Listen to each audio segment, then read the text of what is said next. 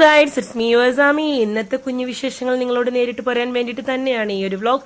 ദാ നമ്മുടെ ആദപ്പനെ കുളിച്ച് കുട്ടപ്പനാക്കി എങ്ങോട്ടാണ് തയ്യാറാക്കുന്നത് അറിയോ?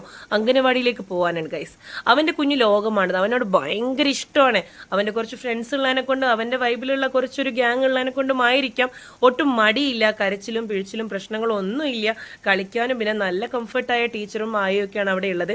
അതുകൊണ്ടായിരിക്കാം കുട്ടികൾക്ക് ഇഷ്ടമുള്ളിടത്ത് വിട്ട് കഴിയുമ്പോൾ നമുക്ക് കിട്ടുന്നൊരു സമാധാനം ഉണ്ടല്ലോ. അവർ ഓക്കെ അല്ലെങ്കിൽ അവിടെ എങ്ങനെയാണ് നമ്മൾ ഒരിടത്ത് ഏൽപ്പിച്ച് മനസ്സമാധാനത്തോടെ ജോലിക്ക് പോവുക? ഇതിനിടയ്ക്ക് അവൻ എന്നെ മാക്സിമം ഇങ്ങനെ കുരുത്തക്കേടൊക്കെ കാണിക്കുന്നുണ്ടെങ്കിലും ഞാൻ ശരിക്കും എൻജോയ് ചെയ്യുന്നുണ്ട്. ഇതാ അവന്റെ വാക്കറിലാണ് കേട്ടോ ഞങ്ങളുടെ യാത്ര. ഇതുപോലെ തന്നെ അമ്മുക്കുട്ടിക്കും ഈ ഒരു പ്രായത്തിൽ വാക്കർ ഡാഡി വാങ്ങി തന്നിട്ടുണ്ടായിരുന്നു. എനിക്ക് ഭയങ്കര ഹെൽപ്ഫുൾ ആയിരുന്നു അത്. കാരണം അവരെങ്ങനെ എടുത്ത് നടക്കണ്ടല്ലോ, ഇങ്ങനെ ഉരുട്ടിക്കൊണ്ട് പോയാൽ മതി. അവൻ അവിടെ വിട്ടതിന് ശേഷം എന്താ വീട്ടിൽ വന്നു ബാക്കി ലഞ്ചിനുള്ള കാര്യങ്ങളൊക്കെ തയ്യാറാക്കുകയാണ്. ചിക്കൻ ഫ്രൈയും ചീരക്കറിയും മീൽസും പപ്പടം പൊരിച്ചതും ഒക്കെയാണ് ഇന്നത്തെ സ്പെഷ്യൽ. അതെല്ലാം തയ്യാറാക്കിയിട്ട് വേണം എനിക്കിതാ BM സ്കൂളിലോട്ട് പോകാൻ. അവിടെ ഇന്നൊരു മീറ്റിംഗ് ഉണ്ട്.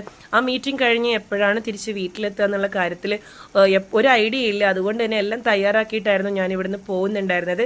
ഇവിടെ തനിച്ച് വീട്ടിലിരുന്ന് കുക്ക് ചെയ്യുമ്പോൾ കിട്ടുന്ന ഒരു വൈബ് അത് ശരിക്കും വേറൊരു ലെവലാണ്. അതുകൊണ്ട് ഞാൻ എൻജോയ് ചെയ്തിട്ടാണ് ഓരോ കാര്യങ്ങളും ചെയ്യാറുള്ളത് കേട്ടോ. BMലെ മീറ്റിങ്ങും കാര്യങ്ങളൊക്കെ കഴിഞ്ഞ് ഞാൻ നേരെ രാജേന്ദ്ര ഹോസ്പിറ്റലാണ് വന്നത്. എൻ്റെ ഷെല്ലിച്ചേട്ടൻ്റെ ഹെൽത്തിന് ചെറിയൊരു പ്രശ്നം.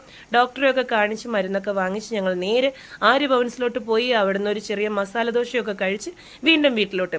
ഇവിടുന്ന് കുളിച്ച് കുട്ടപ്പത്തിയാക്കി നല്ല മധുരക്കിഴങ്ങും കോഫിയും ഒക്കെ കുടിച്ച് റിലാക്സ് ചെയ്ത് ഇങ്ങനെ എൻജോയ് ചെയ്ത് ഇന്നത്തെ ദിവസത്തെക്കുറിച്ച് ചിന്തിച്ചിരുന്നു.